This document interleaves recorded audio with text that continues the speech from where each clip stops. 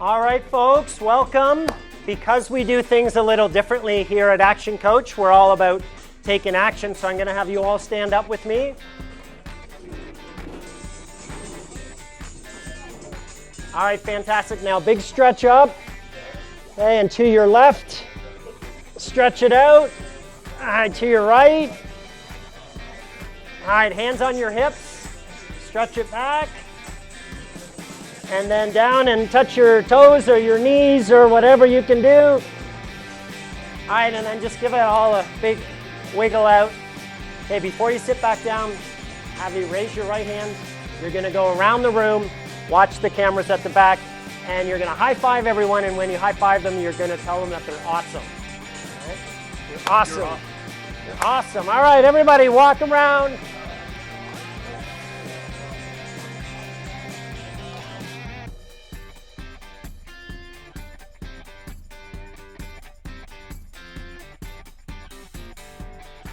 All right, fantastic. Let's jump in. Can I begin by asking how many here are business owners? Show of hands. Wonderful. Thanks for coming. Anyone who works for someone else? Any employees here? Wonderful. Thanks for coming. Now, are there anyone who raised your hand as business owners that wish that you still worked for someone else? So I don't know what's funnier in that situation, right? The ones who raised their hand or the ones who laughed.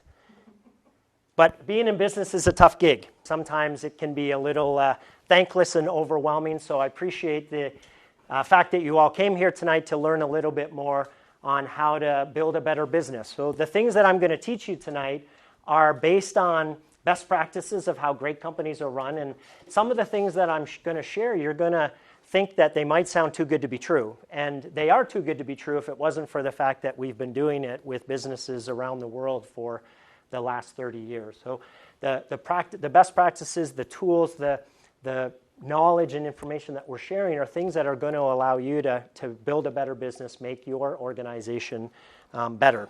So before we get into that, I want to share at a high level, the purpose of me being your coach tonight.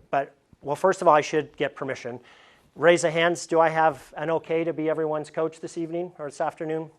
Yeah, fantastic. So as your coach, it's my responsibility to make sure that you walk away with at least 3 things, because the investment of your time tonight is a big deal, right? You're all busy business owners. Giving up 2 hours is a significant investment. So I want to make sure that I'm rewarding you, first of all, with educating you on the best practices of how to build a better business.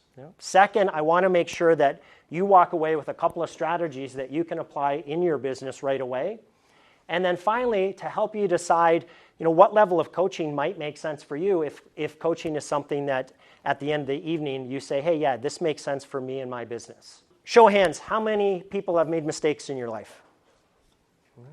How many would say they're experts at making mistakes? For me, I've got to raise both hands and a foot. But here's the thing. How do we all learn how to walk?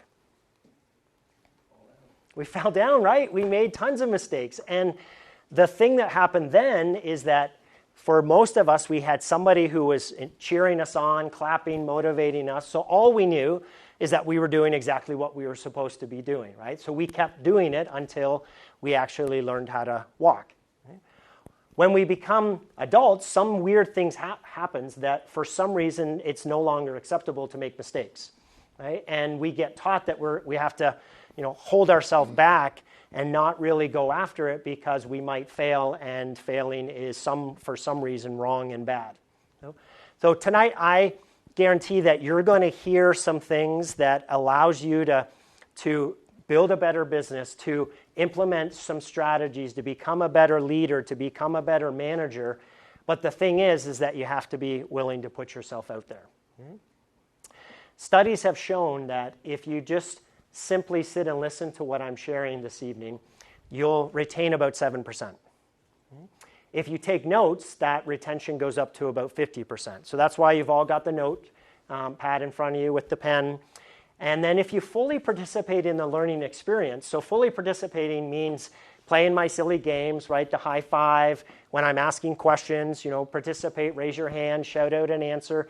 The reason you've got a multicolor pen is because writing in color actually pulls in both your left hand and right hand side of your brain, which improves your level of retention. So fully participating, studies show that your retention rate goes up to 98%. So then the only failure in life and in business and this evening is the failure to what? Call that out for me. Yeah, failure to participate. So if you give 100%, you're going to get 100%. Show of hands, who's all in tonight? You're going to give 100% participation? Awesome. There's two parts to this education seminar. The first is the overview, the hour and a half that we're going to dig into the material tonight. You're going to take lots of notes and take those best practices back to your business. The part two, at the end of the evening, I'm going to offer an opportunity to have a one-on-one deep dive of the material that I'm teaching tonight specific to your business. That's a complimentary opportunity to see how this applies more specifically to your business and how you can benefit from it. A little bit about myself. First of all, I'm born and raised in Canada, so you're going to hear me pronounce some words that sound a little funny to you. I assure you, in my head, they sound the same as you all say them. Spent my childhood in Canada, moved to the U.S. in 2005 through a work transfer, and have worked on a number of brands that you probably all know extremely well, like KFC and Raid and Off and Ziploc, Saran Wrap, Scrubbing Bubbles, Pledge, Fantastic, Sargento Cheese, and what brought us here locally is Red Gold Tomatoes. I ran the marketing department there for a number of years. In that time, I've coached, trained, mentored well over 200 people. Folks have gone on to become vice presidents, presidents, and even a CEO, both here and in Canada. And in that time, I cared a lot about making sure that my folks were getting the best coaching, the best training, and having the opportunity to become the best version of themselves. Those brands that I talked about, the businesses that I managed, ranged anywhere from $1.5 million in revenue to over $200 million in revenue. And recently, I've been recognized within our ActionCOACH franchise. There's about 1,000 coaches in 80 countries around the world. I've been recognized as the top 75 ranking within the world. So something that I'm exceptionally proud of.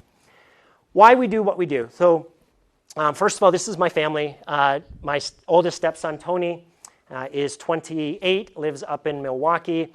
My middle stepson, Enrique, in the middle, is 24. My beautiful wife, Patrita. We just celebrated our 10-year anniversary in September.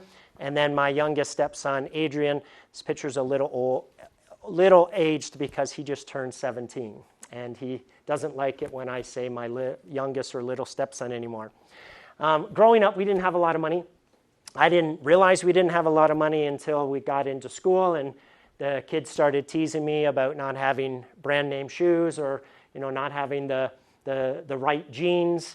And that left a mark, and it left a scar that now I carry that, and I want to make a difference and impact those who are less fortunate. So part of what we do as an organization is we give back to support those who are underserved. And one of our big causes that we support is the rescue mission down in Indianapolis. The way that we're going to be able to do that is by helping business owners. So our goal is to help 3,000 business owners over the next 10 years to transform their business from simply owning a job to creating a business that can run without them and ultimately is sellable. A little bit about ActionCOACH. Why did I buy into the franchise? Because I could have just went out and hung up my shingle and said I'm a business coach. Lots of folks do that. Why I wanted to have the backing of the franchise is because we've got the proven processes and methodologies. We've been doing it for about 30 years, and so it's proven the test of time. It's also because it's privately owned. Brad Sugars is the owner, founder, as well as the CEO. All of those companies that I referenced earlier that I worked for are all family-owned companies, so I have a passion and a desire to help family-owned companies, and it's great that I'm also working for a family-owned company. Our vision is world abundance through business re-education. So what do I mean by that? The school system teaches us how to be employees. It prepares us how to be employee. It doesn't give us the knowledge and skills and wisdom on how to be business owners. So for those of us who have entered into business ownership, it requires us to learn a ton. It can feel like we're drinking from the fire hose. So by us coming alongside business owners and re-educating you all on how to build great businesses, the sky's really the limit. So the world abundance is that idea that the sky is the limit, right? Because there's a lot of businesses that are just getting by, that are just figuring it out. So when you invest the time to learn how to run your business according to those best practices, it significantly differentiates you from your competitors. We coach about 18,000 businesses a week around the world in one-on-one coaching relationships and hundreds of thousands of businesses in group sessions. So why is that important to me? It means that we've worked with virtually every industry, and we have a span worldwide. So when I'm working with a client and they have a particular challenge that I might not have had experience with, I can reach out to my network and say, who's worked in this industry with this challenge and what strategies have worked for you and your client? We're the #1 coaching firm in the world, so here's a bunch of our accolades. And like I said earlier, we're in about 80 countries around the world with about 1,000 offices. So here's all the different areas that we're represented. Now, what you're going to hear tonight could sound too good to be true. So instead of taking my word for it, I'm going to share some testimonials of clients who have been working with us and the experiences that they've seen. 2 years in a row, we had about the same revenue. So we weren't really growing. We would lose a few, gain a few, not really growing. And so I had to decide, okay, do I want to leave it the way it is? Or do I want to grow it enough so that I don't have to clean so much and I can spend more time with grandkids? So guess which one I picked? It's amazing how much you don't know that you don't know. And I think I think if you're struggling in business or you're looking to pivot and grow, I think as individuals, as business owners, we can only go so far. And it's really great to have an ally. It's really great to have almost like an additional partner. I mean, we're still responsible for doing the work, but it's really great to have that other person there as a sounding board to give advice, to give feedback, to challenge you. So yeah, I would say to other business owners, if you've hit a wall, if you've hit capacity, if you're struggling, you're like, I don't understand, I work so hard, I have such a great team, we deserve more. It might be that you're just missing something that you can't see, and a business coach can help pull that out. What I'd like you to do now is take a minute and write down what's your #1 either challenge in your business or the #1 learning goal that you have for this afternoon. All right, why did I have you do that? So by writing down your goal, what you did is you triggered what's called your reticular activating system, okay? Or your RAS for short. So what's your reticular activating system? It's the part of your brainstem that controls your level of consciousness. Or in layman's terms, it's your subconscious. How many of you have had a situation where you bought a car and over the next week or so as you're driving your car, you seem to notice that on the road everyone has the car that you just bought? Show of hands, does that ever happen to anyone? Yeah. Well, it's not really that people followed you, right? It's that you through the buying process, you told your subconscious that this car was important to you. So then it's working on your behalf to say, oh, that thing that's important to you there it is, there it is, there it is. Right? After a couple weeks, you stop noticing the car, right? So your subconscious is critically important because what you tell it is what it works on. So the thing you wrote down, your brain's now going to be paying attention for the rest of this afternoon to listen for an answer to that question. You may have also had situations where you couldn't solve a problem all day and the answer just seems to come to you after a good night's sleep. Has that happened to folks? Right? So again, it's your subconscious working on your behalf. So if you're not taking advantage of that, that's one of the key takeaways you want to remind yourself is make sure that you're writing down the goals for your business so that your subconscious can be thinking about how do I solve for that. Okay. Who all has heard the phrase, if at first you don't succeed, try again? Show of hands. Right. Okay, so to poorly quote Yoda, you do or you don't do, you can't try, right? So trying is not an action. You can't try to do something. In fact, what it is it's a subconscious cop-out. Right? By saying, I'll try to do that, you've given yourself permission to not do it because you can just go back and say, well, at least I tried. Right? So we call this idea of doing or not doing the point of power. Okay? And you're either above the point or below the point. So folks who are below the point have 3 things that they manifest or that they do. So the first one, what's the first thing below the point of power? Call that out for me. Yeah, people below the point of power blame. And who do they blame? Anyone they can, right? Their coworker, their mother-in-law, the government. It doesn't matter, right? Just get it off of their responsibility. So do this for me. Point at me as if you're blaming me for something that went wrong in your business. And keep your hands up. And how many fingers are pointing back at yourself? Right? 3 or 4, depending on where your thumb's at. So interesting. I wonder then who has more control over that situation, right? The person that we're pointing at or ourselves. Right? What's the second thing below the point of power folks do? Yeah, they make excuses. How many of you know teenagers who are experts at excuses? I wonder where they learned that from, right? So interesting to think back. Life is a mirror. So what is it that we're doing that's causing those behaviors from our team or from our kids that are different from what it is that we would like to see? And then finally, folks below the point of power live in a state of denial. If you've got folks on your team that are constant deniers, you've got to fire them because they're a virus to your organization. They're going to pull everyone down with them. It's interesting here, we call this, the initials BED. So these folks, they find themselves in this proverbial bed of life of not taking responsibility, right, of blaming others and making excuses and just saying, hey, I can't control anything that's happening. Everything is happening to me and it's out of my control. Conversely, folks who are above the point of power, they take their oar of life and they chart their own course, right? So they take ownership, accountability, and responsibility for the things that are going on. Now, it doesn't mean that every situation is exactly in our control, but folks who are above the point of power say, hey, I don't care, right? That might be out of my control, but what is it that I can do? How can I pivot? What changes can I make to overcome this situation? So we have a daily choice, right? We can choose to be powerless and allow life to just happen to us, or we can choose to be powerful and say, hey, I'm going to do the next thing to take back that control, to change the situation, to pivot, and make sure that I'm being responsible and accountable for my business results, for my family life, for whatever that is that's going on. Okay? So it doesn't mean that we're not going to fall below the point of power, right? It just means that we need to recognize it and course correct. So I remember a few years ago, I was still in the corporate world. I was in a meeting, and there was a few leadership team people and a couple of the owners, and one of the VPs said something that just really got under my skin, irked me incredibly hard. So much so that I excused myself. I got up, I went to my office, I packed up all my stuff, I got in the car and started driving home.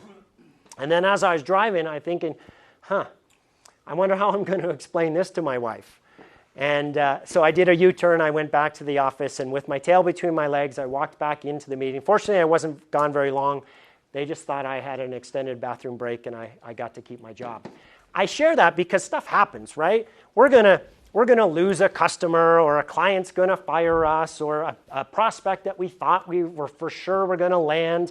We don't land them, right? It's the punch in the stomach. It knocks the wind out of us.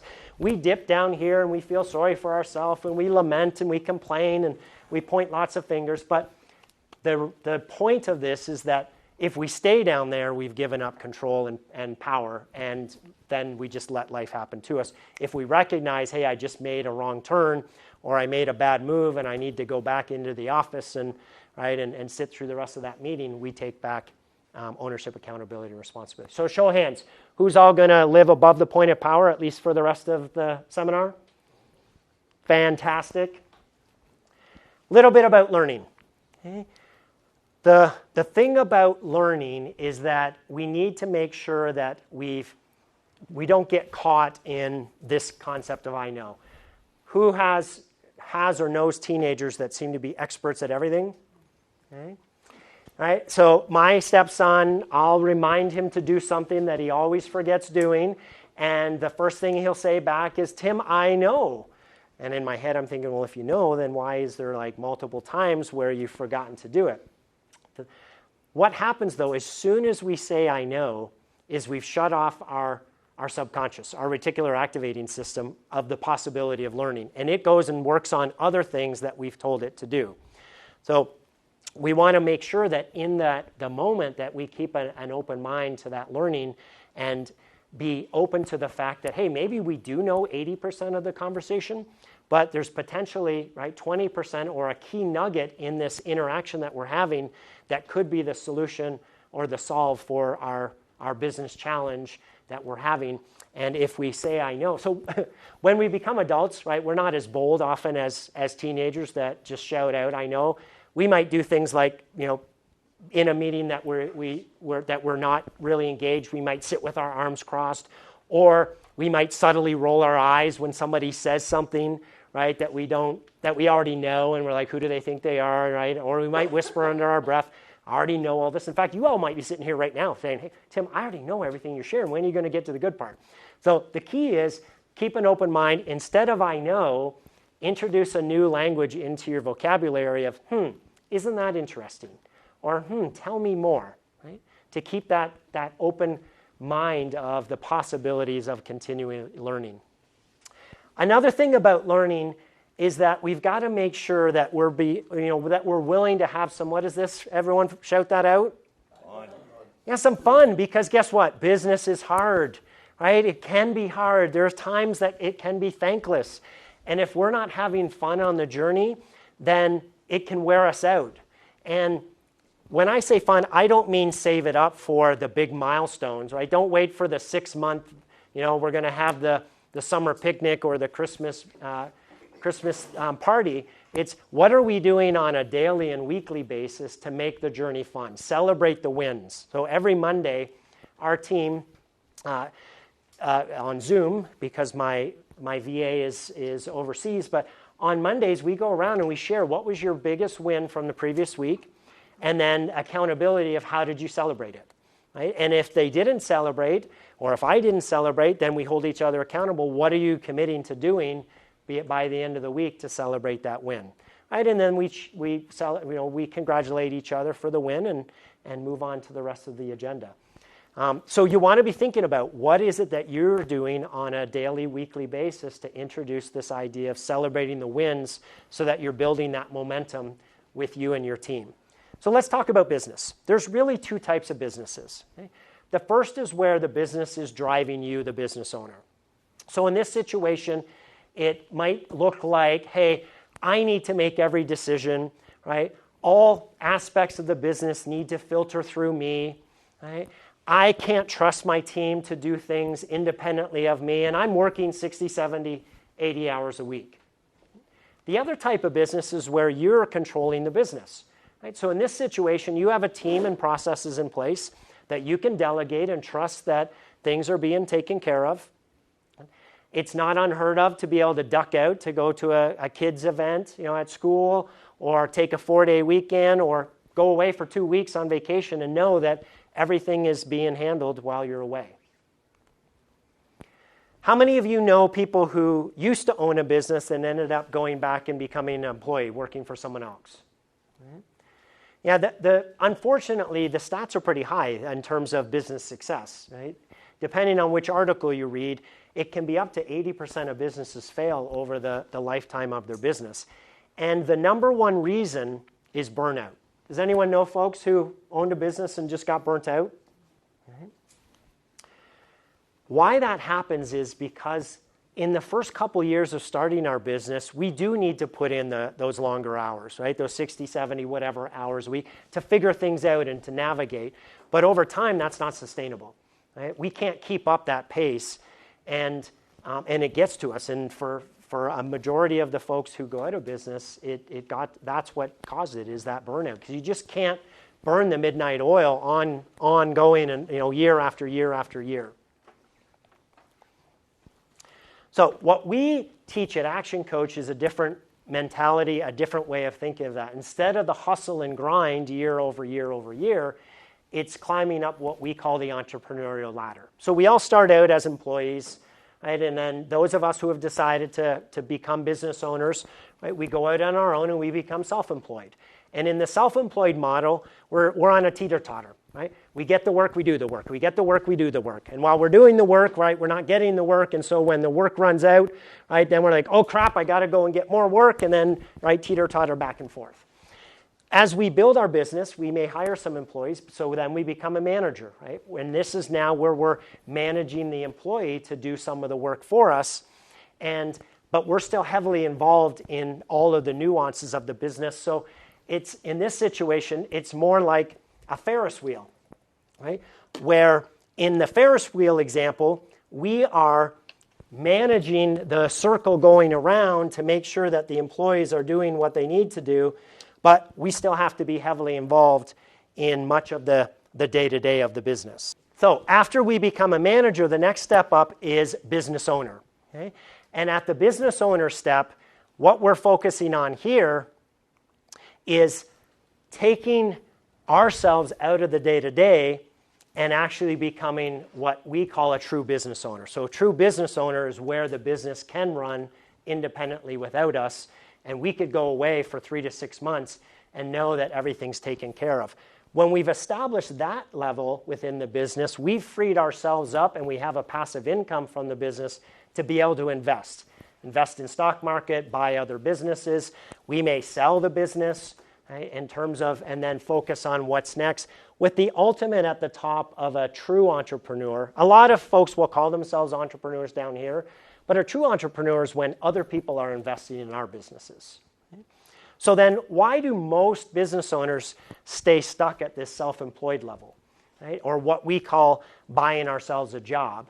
It's really because we're creatures of habit, right? We prefer our comfort zone, right? And so it's evolutionary, really. It's what I call the caveman theory, right?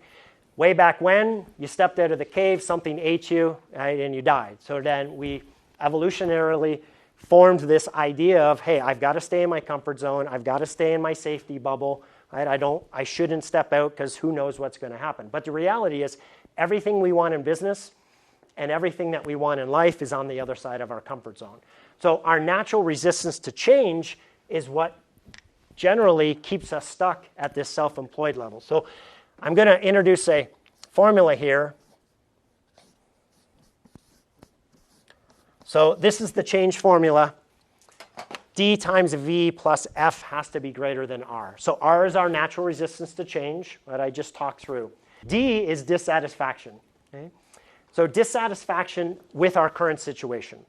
So if we're okay with the status quo, we're not going to change, right? Because there's no motivation to have us take that risk of stepping outside of our comfort zone.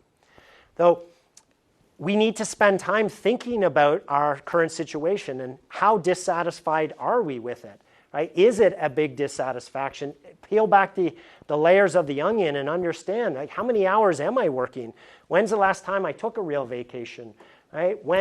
What things am I missing out in life because I'm always at work? Then V is a vision of a better tomorrow. Okay? So if we don't have a big enough idea of what tomorrow could look like and how better tomorrow could be, then again, we're going to stay in our comfort zone because the status quo is good enough. So here we may have to spend time dreaming, right, and making a dream board or talking with our family and ideating, hey, what vacations do we want to go on? What experiences do we want to have, so that there's enough of a compelling reason to step out of that comfort zone. And then F is first steps. So we just may not know what the first step is to take.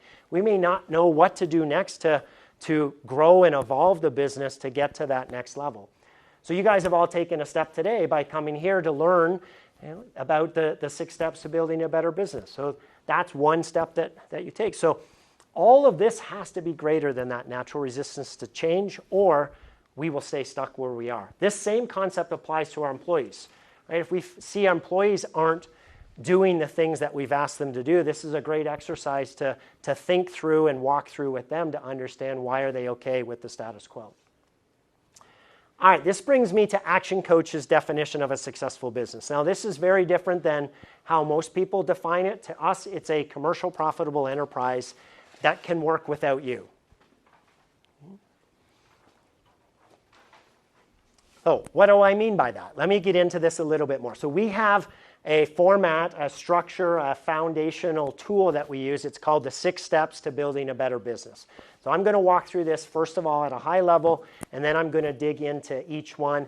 These are the tools and the strategies that are going to apply to your business in terms of taking you from self-employed or manager up to that business owner level. Okay. Step 1, what is that one? Everyone call it out for me? Yes, mastery. So how do you know if you're a master of something? It's because other people ask you, right, to teach them how to do it. So do you think that most business owners are masters at running their business? No, they're typically masters at their art or their craft or their trade, right? So implementing, fundamental base business foundational elements to the business eliminates the day-to-day chaos so that the business is now ready to grow. Step 2, what is that one, everyone? Marketing, yeah. So once we have that foundation in place, we now are in a position where it makes sense to bring on more customers. Right? If we don't have the foundation solid, we bring on more customers, right? It's like building a high-rise without, a good solid foundation. The high-rise is going to topple over. Same with the business. We don't want to be bringing on new customers if we don't have that solid base.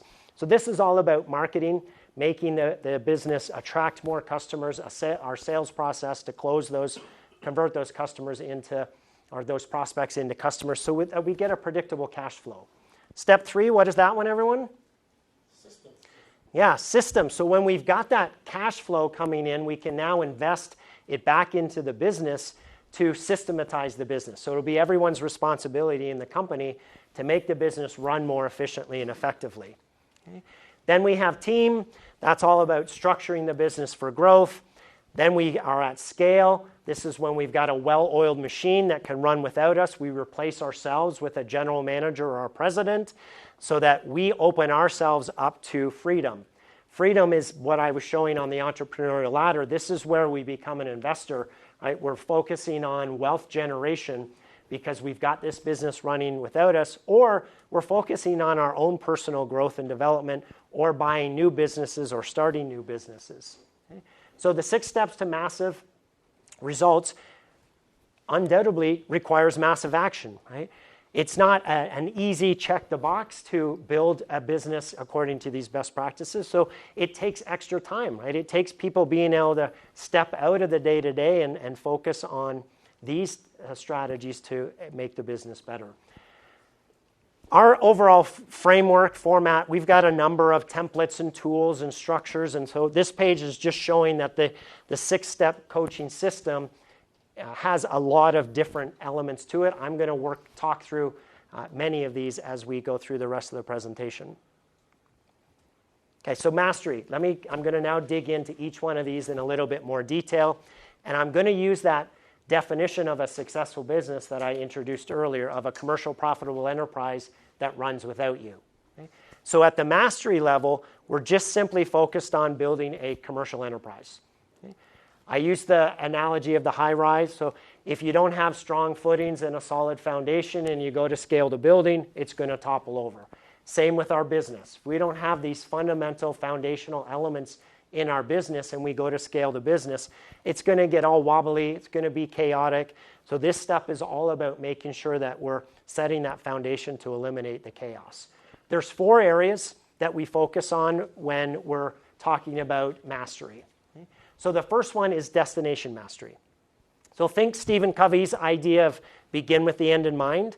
So we need to spend the time to think about what does my business look like when it's done? Okay? So what year is it done? What's the revenue? What's the profit? How much am I going to sell it for? Okay? If we don't have that clear goal written down, then our path in business is going to be like this because we don't have clarity of what we're working towards. Then we work back from that and we say, okay, what is that in 3 years from now and in 1 year from now and this quarter and this month? What's our vision? What's our mission? Okay? So all of this stuff pen to paper so that we've got that clarity on what are we working towards. One of our clients, when we first started working together, said, hey, Tim, I want my business to be $1 million in 5 years from now and retire and have one of my daughters take over. Okay? So we mapped that out and worked backwards, 3-year plan, 2-year plan, 1-year plan, quarterly, and then we started working the quarterly plan. And she actually is ahead of schedule. In our first couple years of working together, she took her first vacation in 12 years. And then she took a 2-week vacation. And then this past year, she's semi-retired. Her and her husband bought a lakefront property, and the daughter and the leadership team are taking over the day-to-day. Money mastery. You may have heard of Marcus from the show The Profit. One of his quotes is, if you don't know your numbers, you don't know your business.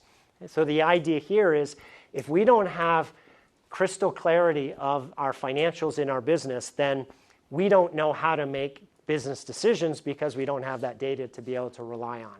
So the idea here is making sure that on a weekly and monthly basis that we're understanding our financials so that we can make good business decisions. So things like reviewing our profit and loss statement monthly, reviewing our balance sheet monthly, having a cash flow projection that we look at weekly that goes out 6 to 12 weeks depending on what our business model is, knowing what our break even is for our business, and having all of that information in some type of financial dashboard that we can easily access and have some type of check-in meeting to review those financials on a regular basis.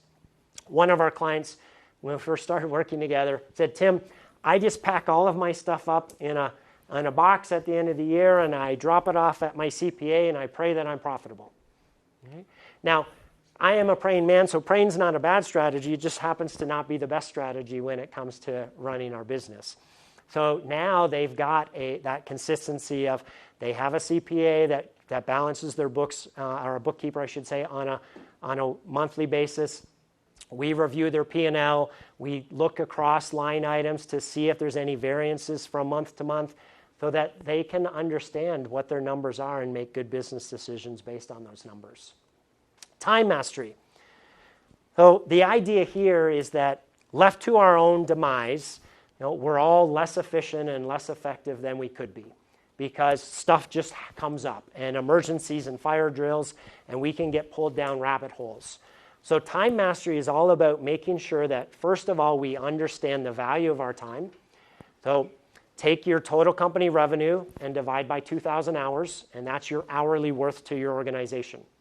Okay, so if it's $1 million company, divide by 2,000, that's $500 an hour. So then you need to look at, why are you spending so much time on the $50 an hour or $100 an hour activities when your value to the organization is $500?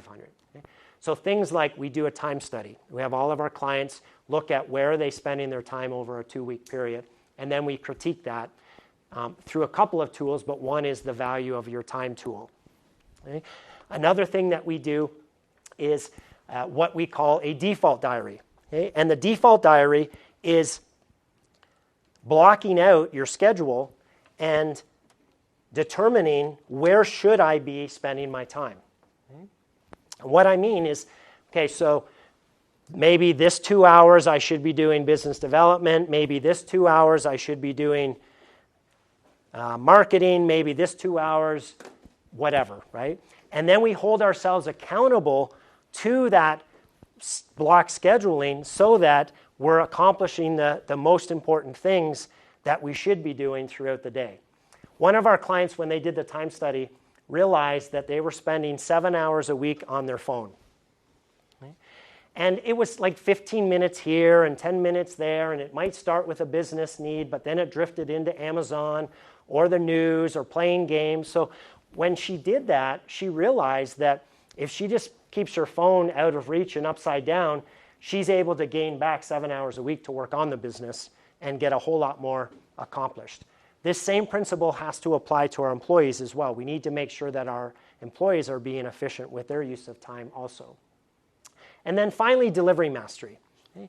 So delivery mastery means that we're able to consistently meet and beat our customers' or clients' expectations.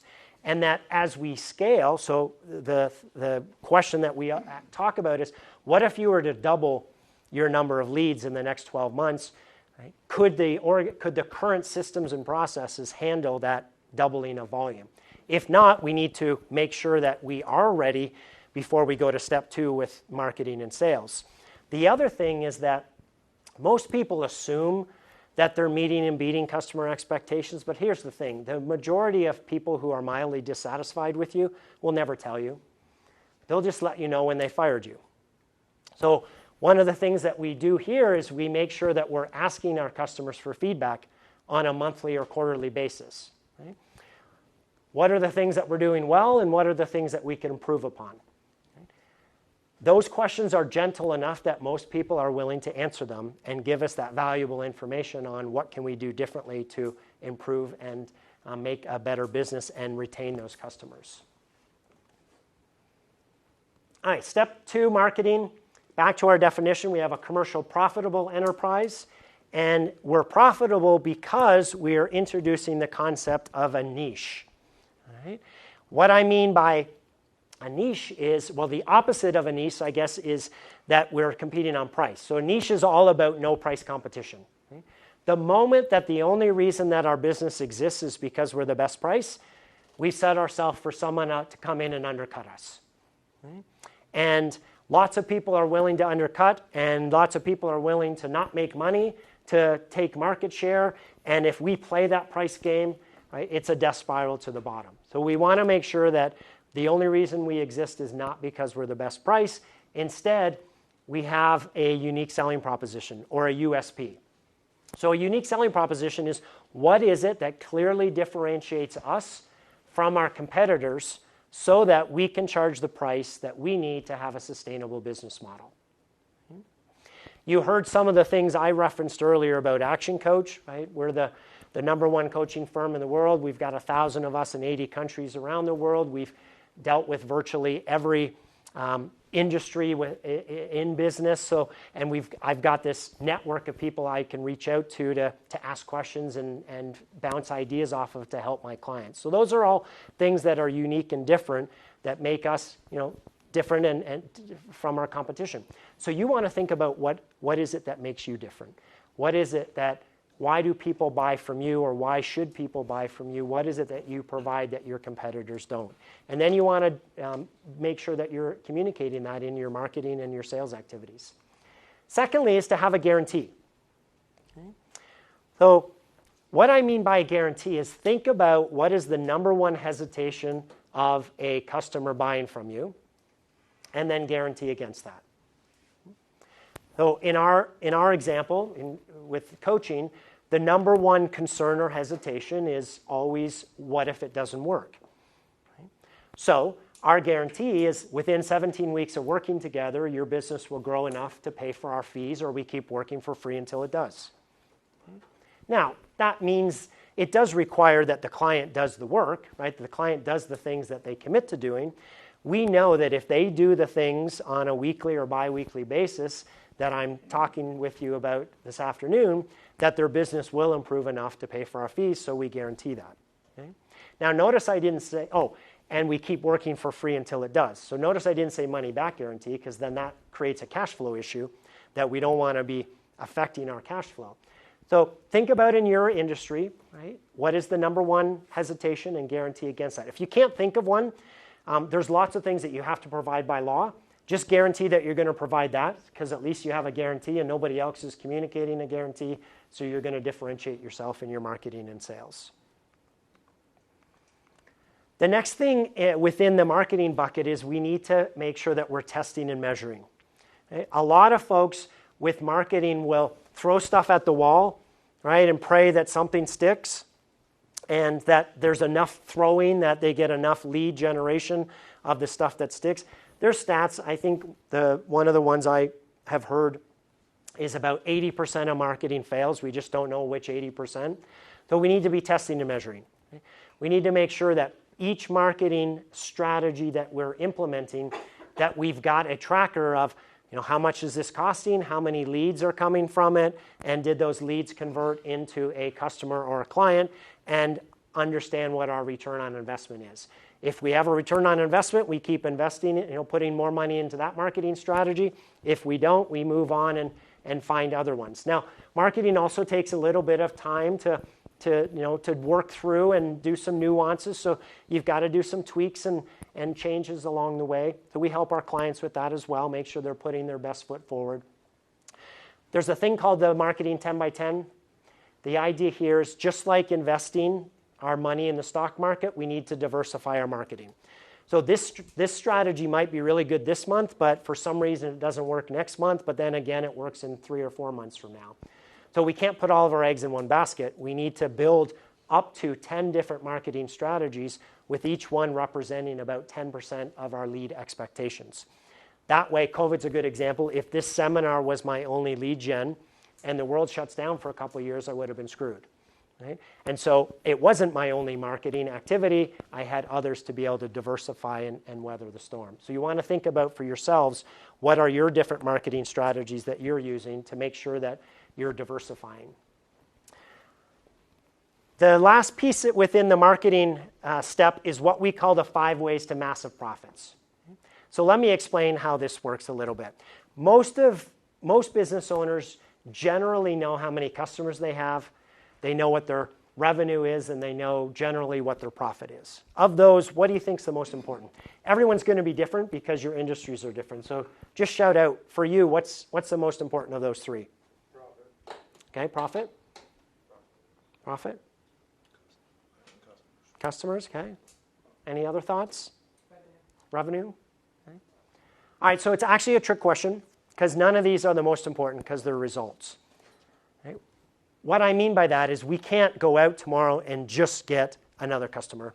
Generally speaking, there's some work that has to be done, right? We can't just get more revenue. We can't just get more profit. So this is where the 5 ways gets exciting. There are 5 other strategies or areas that we can focus on that then lead to those results. Okay? So the formula here is number of leads times conversion rate equals customers, times transactions, times average dollar sale equals revenue, times profit margin equals profit. I'm going to work through each of these. We're going to give an example, numerical example, to give some context of what this means. So number of leads. Each of you are going to define a lead somewhat differently, but generally speaking, it's they've come through the marketing funnel far enough that they've said, okay, I'm ready to have a serious conversation with you about buying from you. So if it's a retail store, they've come into the store. Right? If it's a service-based industry, right, they've said, hey, I'm ready for a proposal, or I'm ready for the discovery call or the proposal call interaction. So in this example, we'll use a retail. Let's say that they got 4,000 people coming into the store in a year. So 4,000 leads. Conversion rate, that's what percentage of those people ended up buying from us. So let's say in this example, it's 25%. So 4,000 times 25 equals 1,000 customers. Number of transactions, this is repeat business. So how many times a year do these customers or clients come back? Right? Some may only buy 1 time a year, but some may buy 6, 7, 8, 9 times a year. So on average, how many times? In this example, let's say it's 2. Okay. Average dollar sale is how much did they spend each time they came back and bought. Right? Some might spend $10, some might spend $1,000, but on average, how much? Let's say it's $100. So 1,000 customers times 2 transactions times $100 equals $200,000 in revenue. Okay. Profit margins for purposes of this is net profit. So how much of that $200,000 goes to the bottom line? Let's say that's 25%. So the overall profit is $50,000. Does that make sense? If you're not currently tracking your business this way, you definitely want to, because knowing your numbers then allows you to say, okay, well, if I want to increase my number of leads, right? And am I actually increasing my number of leads, et cetera?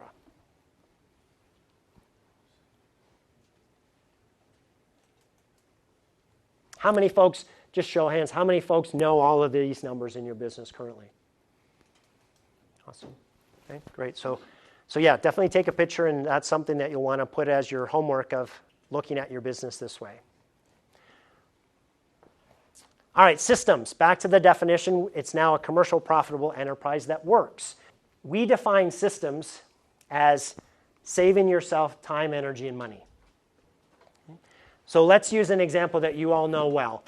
When you used to be an employee or at your place of work now, if you go back and forth to the same location every day, think about that scenario. Do you drive the same way every day, or do you drive a different way every single day?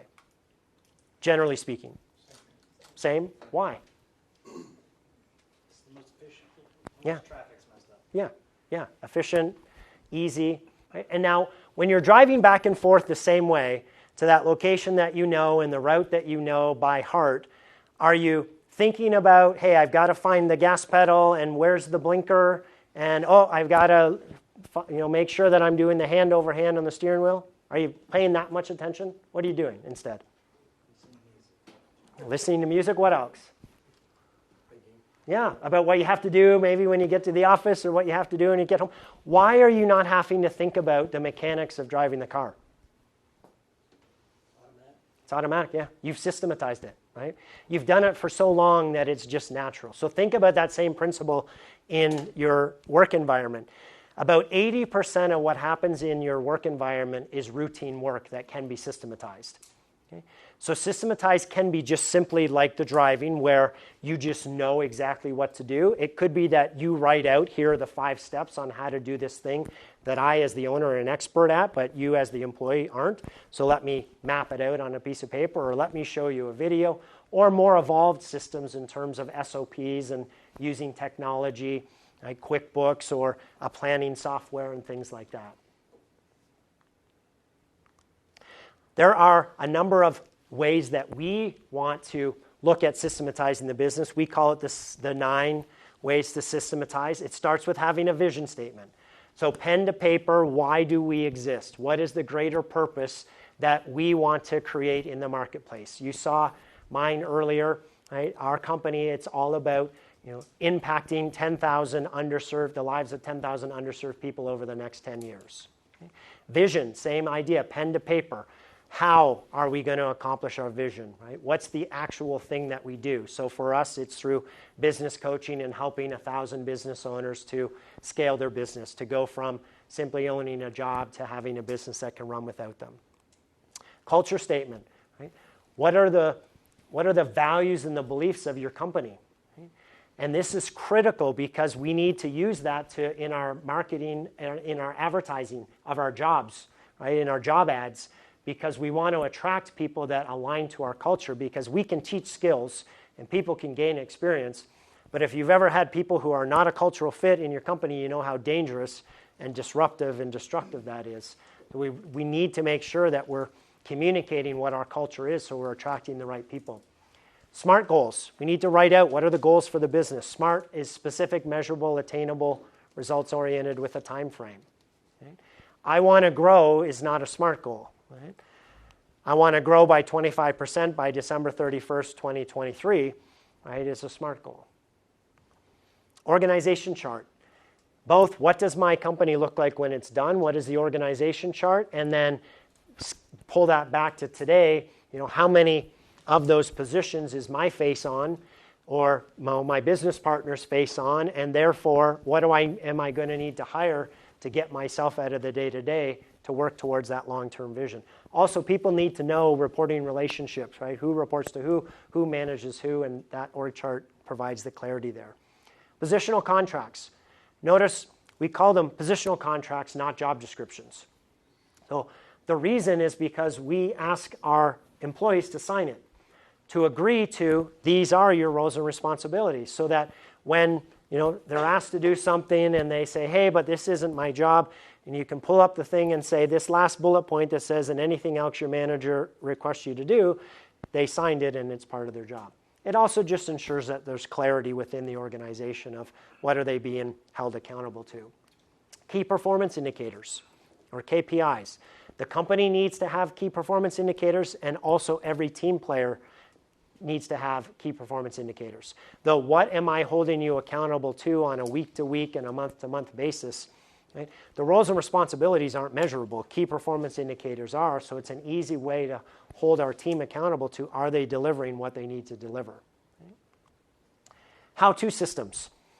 So this is all the knowledge that as business owners is in our head, right? The 20, the 15, the 5-year, however long we've been doing what we're doing, there's a wealth of knowledge in here. It's got to get down, right, from here onto a piece of paper or onto a video so that we can say, hey, Fred, here's how to do that thing. The mistake a lot of us make, and I've done it myself, is, oh, well, I hired somebody and they shadowed me for 2 weeks and then I left them out on their own, and by golly, they can't do the job as good as me, so I'm just going to take it back. If you've gotten it written out or you've gotten it in a video or a training manual, right, you shadow them for 2 weeks, you teach them where all those manuals are, those processes are, and when they forget, they can go back to that document and use it to help them do their job versus having to come back and keep bothering you. And then finally, a management system. So I talked earlier about, left to our own, we won't be as efficient and effective as we should be. That also pertains to managing our team. Right? There's a word that's very destructive out there that's called micromanaging. And why I say it's a destructive word, because it's given us all the fear of managing our team because we don't want to be micromanagers, and a lot of us just end up not managing at all. And then people don't deliver on results and they're not held accountable, and then we have employees that aren't as productive as they could be. So the management system includes things like meeting with your direct reports weekly, having them fill out their project tracker the day before so that they're ready to talk through the status of their projects with you, having them review their key performance indicators with you so that you can guide and coach and direct them to results. Team, back to that definition, it's a commercial profitable enterprise that works now without you because you've got the team in place. So here's a wheel that sort of illustrates all the different aspects of running a business at a very high level. Okay, right? So the owner, the team, customers, and the business. So here, right now, for many of us, we got our hand in all of these buckets. The goal is to bring on the right team, train them, set them up for success so that we as the owner end up focusing on two things: the strategic direction of the organization and taking care of the team. When we take care of the team then is able to take care of the customers, as opposed to us having to get involved with customers. When the customers are taken care of, they take care of the business by repeat business and referrals. And when the business is taken care of, it takes care of us, the owner, by the profit that it generates. So how do we get here? Well, it involves making sure that we're investing in building a winning team. Okay? So here are the 6 keys to a winning team. It starts at the top with strong leadership. Strong leadership both from us, the owner, as well as our leadership team and our management team.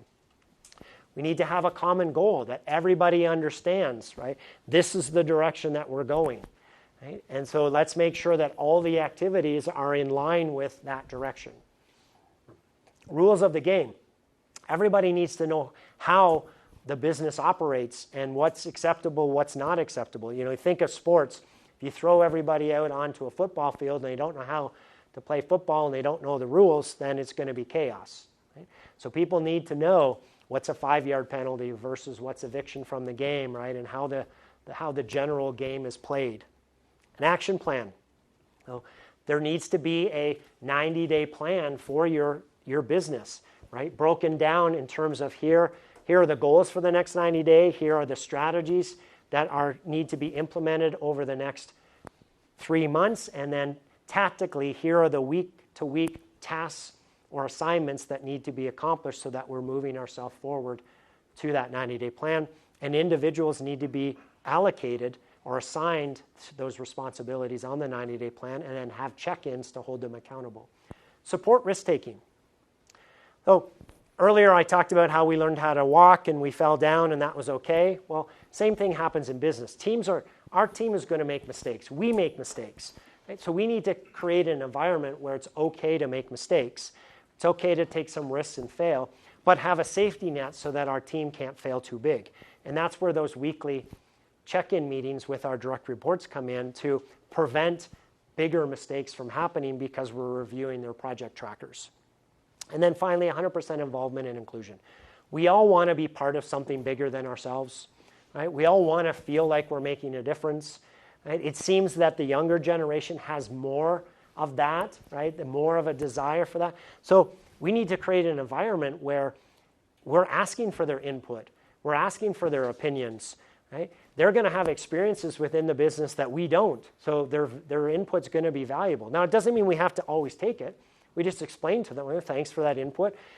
Here's what you don't know that I've experienced, and so we're not going to implement that, but I appreciate that you brought it up, and here's the rationale of why we're not doing it. And then finally, scale and freedom.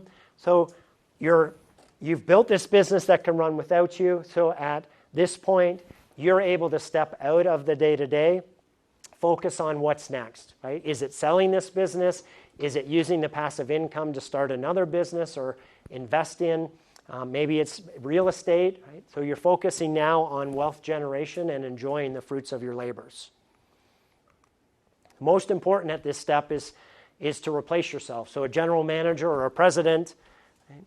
So that the business is on autopilot and you're able to focus on what's next. All right, so let's come back to that business that I shared earlier through the 5 ways. These numbers are what we brought up earlier. Now, can you see by the things that I shared tonight that it would be possible to have a 10% improvement in each of these areas? Now, let me give you a little bit of data. When we start working together, we've got 350 strategies. So there's about 75 lead generation strategies. There's about 59 conversion strategies. So by having those strategies, each of our clients is asked to pick 2 or 3 that you want to implement over the next 12 months, and then we'll be focusing on implementing those. On average, just by tracking their business through this 5 ways tracker, our clients see an average of a 10% improvement by each of those 5 categories, because what gets measured gets done. So does it make sense that by having those strategies and testing and measuring and implementing that we could see a 10% improvement in each of those 5 areas? Is that logical to everyone? Okay. All right, let me show you then what that looks like. So leads. How do we generate leads? One of the easiest ways here is to ask our customers who already love us to introduce us to someone just like them. Okay. Now, they're going to say yes because they love us, and then they're going to forget because they're busy just like we are, so then we have to be willing to follow up. Keep saying, hey, Fred, you said you were going to introduce me to another business. Haven't gotten that yet. When are you going to be able to do that? Oh, Tim, I'm so sorry. You're right. I keep forgetting. So just keep nudging them because eventually they will. So if we see a 10% improvement here, we go from 4,000 to 4,400. Conversion rate. Again, one of the simplest ways to improve our conversion rate is to have testimonials or Google reviews. Because people who are making a decision of might I hire you, one of the first things they do is go to Google My Business and see how many reviews you have and how positive they are. So same idea. Ask your customers who already love you to give you a 5-star rating with comments. Notice I was very specific. Some people will think 4 stars is a great rating. It's not. Google doesn't care. So you want to ask for 5 stars, and you ask for comments so that you can reply to their comments, and then you can fill your reply up with a whole bunch of SEO words that is going to help your rankings improve. Okay, so a 10% improvement there goes from 25 to 27.5. Notice that's a 10% improvement, not a 10-point improvement. So 4,400 times 27.5 gets us to 1,210. Number of transactions, remember earlier I said this was repeat business. So we want to think about, well, how might I get my customers to come back more often? Right? Some of the easy examples to think of are loyalty cards, right? Buy 9, get the 10th one free. You can have VIP nights, special customer-only appreciation sales. If you've got aged inventory that you need to get rid of, again, you can have a special sale just for your top customers. So think about, again, we've got that list, but you think about what are all the different ways that I can get people to come in more frequently. So if we see a 10% improvement there, we go from 2 to 2.2. Okay. Average dollar sale, that's how much people spend each time they buy from us. So think about McDonald's. You go, you order something at McDonald's. Typically, what does the cashier say to you after you've placed your order? Would you like fries with that? Yeah, right? So what's your upsell or cross-sell? Every single customer that you deal with, when they place an order, you want to think about what's your sales script that is offering them something incremental. The reason McDonald's does that is they did a whole bunch of studies that showed that a certain percentage of every single customer says yes, right? I want the fries. Even though if they're walking in, I'm just getting a Big Mac today, I'm just getting a Big Mac today. Can I have a Big Mac, please, sir? Would you like fries? Yes. Damn it. Got me again. Right? So you're leaving money on the table if you don't ask the question, so you want to build it into your sales process. So a 10% improvement there goes from 100 to 110. So 1,210 times 2.2 times 110 gets you to 292,820. Profit margins. The single easiest way to improve your profit margin is a price increase. Usually when I say that, people are a little reluctant. With all the superinflation in the last couple of years, people tend to be more open to that. You always want to be taking a price increase. Every single year, just build it into your plan. We take a price increase on this date, and always make it just a little bit more than inflation. So that and if you haven't done it in a while, make it a whole lot more than inflation, because you need to recoup whatever you've given away over the last couple of years. Okay? Typically, I get pushback, Tim, price increase, what if I lose customers? And oh my goodness, I don't know if this is going to be okay. Tons of studies have been done. If you lose customers, so two things. First of all, if you lose customers, it's usually the unprofitable ones, right? The pains in your butt customer, right? The ones that you don't really like anyway. So you raise your price and you get rid of them, and you freed yourself up to have space to bring on more profitable customers. And then the analysis that's been done is any price increase that you take, the profit gain that you get from that is always more with the remaining customers. Let's say you lose 20% of your customers. The 80% that are paying more, that profit more than makes up for the 20% of customers that might have left you. The same principle applies on the reverse side of giving discounts. Never give a discount, right? Because it's the same thing, right? The revenue increase that you would need by giving a discount is never more, right, than the profit loss that you incurred by giving the discount. Now, when I say never give a discount, there may be situations where it's a first time get in the door, but never look at it as a multiple purchase or a package discount as opposed to a single purchase discount. Right? 25% off this item, you've just told all your customers that you can make enough money on this item at 25% lower, so why should they ever pay full price for you? Now, if it's buy this item and save a little bit, now you're increasing your average dollar sale, so discounting might make sense. So 10% improvement there gets us to 27.5. Times that by 292,820, we get to 80,525. That makes sense to everyone? So here's the fun part. Because this is all multiplications, the concept here is divide to multiply. So we divided profit into these 5 different areas that we can put strategies against, and then there's a multiplier effect to the bottom line. So our customers went up 21%, our revenue up 46%, and profit up 61%. So who would like an extra $30,000 over the next 12 months? Show of hands. Right. Back to the time mastery that I talked about earlier, who would like to get back 300 hours a year? Right. That's 6 hours a week, which is on average what we help our clients to save. I gave the example earlier of that one client who found 7 hours a week. I'm going to finish up with a couple of quotes, and then we'll wrap up and talk about next steps. So this client, Jamie, says, we've been coaching for over 3 years and there's no way I will stop. I get so busy because we're growing so fast. My coaching pulls me back into the space where I need to work as an owner on the things that will sustain the company long term. Efficiency and sales are up significantly and we're operating daily with clear purpose and direction. Coaching more than pays for itself, with our profit up 390% since starting with Tim. In short, business coaching is invaluable to me personally and critical for the long-term health of my company. Richard Branson, he says, if you can learn to run one business successfully, there's no reason why you can't run multiple businesses, because the concepts are the same. So if you think about what I shared tonight, the 6 steps to building a better business and all of the different, ideas and tools and concepts in there, as well as the 5 ways to massive profits.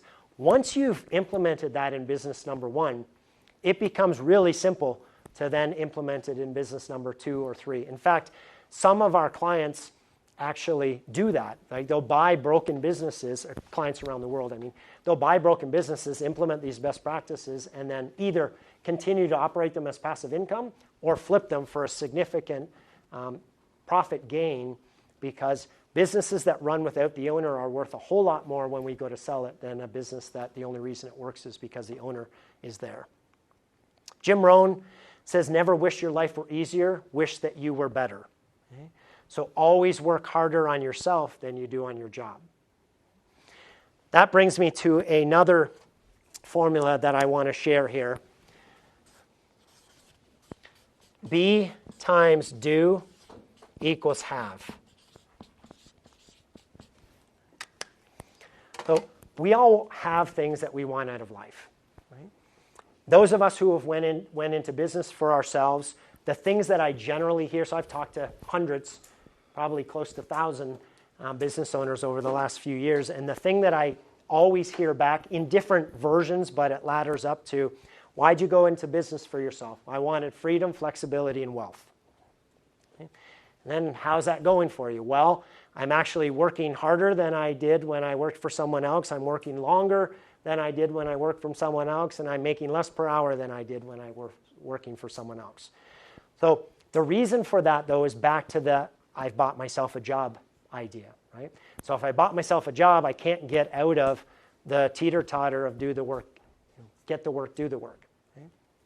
So what this formula for success is talking about is, in order to have the things I want out of life, I have to become the business owner that is able to do the things that are required in the business so that the business can pay for the things that I want to have out of life. So back to Jim's quote, right? We need to focus more on being, right, becoming a better version of ourselves than doing, because there's only 24 hours in a day. Right? So the hustle and grind, right? I'm going to work longer, I'm going to work harder. There's a certain point that we can't do any more of that, right? So let me use a numerical equation to illustrate this. So 1 unit of be, 1 unit of do equals 1 unit of have. So those of us who have gotten really, really good at working harder and longer, and we've seen the business take off, right? Maybe that is like this. 1 unit of be times 1 unit of do equals 10 units of have. But we've capped. Right? What generally happens, successful businesses will have this significant growth once they've figured it out, and then it plateaus. And the plateaus because the business can't grow beyond the capacity of the business owner, because they're doing this. Right? They've already given up their evenings and weekends and vacations, and there's just no more time left to be able to get beyond this. If, however, they focus on the things we are talking about tonight, right? Let's say 5 units of be, 5 units of do, right, equals 25 units of have. So the same energy, the same time, just focusing on becoming a better version of ourselves, we see a significantly higher output from the organization. That make sense? Quote, our founder, Brad, says, where you'll be in 5 years from now will depend on the books you read, the people you associate with, and the actions you take. And then finally, Bill Gates, he was on a TED Talk and talking about coaching in general, and one of the things he said is, all of the professionals in the world, whether sports professionals or business professionals, have at least one coach, often multiple coaches. And the thing that he said to the audience, so why don't you? All right, let's wrap up here with just a question for everyone. Did you think back to your goal at the beginning of the seminar? Did you all get at least one strategy, one tip that you can take away and implement in your business? Show of hands. Want to get something? Awesome. Fantastic. So let's take some more action here. What I want you to do, back to your blue sheet, the section 2 in there, I want you to capture what your key takeaway was, or what the action is that you're going to commit to implementing in your business to make sure that you're benefiting from your time investment today. The reason that most seminars, business seminars or business books don't work is because people will read it and they'll take a few notes, and then the notes go on a shelf and the person goes back and does things the way that they've always done it. Okay? So Brad's quote here is, the biggest risk you can take is to do nothing. So I want you to think about, how will you hold yourself accountable to that number one thing? Right? What are you actually going to do, and when you leave here, to make sure that you implement that? Otherwise, your time investment was all for naught. So make sure you think about how are you going to implement that and hold yourself accountable to implementing that. At this point, there's typically 2 reactions that we get from folks that have sat through this seminar. Right? The first is, hey, Tim, this information is great. I took a lot of notes, and I'm going to try to improve my business with the information that I've gathered today. The other group of people says, Tim, I'm interested in achieving massive results in my business, and what are next steps? So in a minute here, I'm going to have you complete section 3. But before I do that, let me just talk about what do we do in terms of how does coaching work? What value do we provide to clients? So remember at the beginning that I mentioned, that second step of this seminar is going to be that deep dive into your business. So what we do in that is basically dig into your business. I'm going to ask you a whole bunch of questions and understand where your business is at and how we can improve it. When we start working together, I become your uncomfortable friend as your coach. Right? Uncomfortable friend meaning I'm the one that's going to give you that kick in the butt when you need it, right? When you're not doing what you said you already know you need to do, but for some reason you're not getting it done. I'm the one that's going to hold you to account, put the mirror in your face when you're below the point of power, right? When you're blaming and making excuses and living in denial, right? And there's going to be times, right? Business is tough. There's going to be times that you want to quit. Right? And so I'm the one that reminds you of your end goal of, hey, why did you go into business in the first place? Right? You haven't achieved your goals, so right, let's keep focusing on get back on the horse and let's keep working towards implementing your business plan and realizing the dream that you have in your business and don't give up on yourself.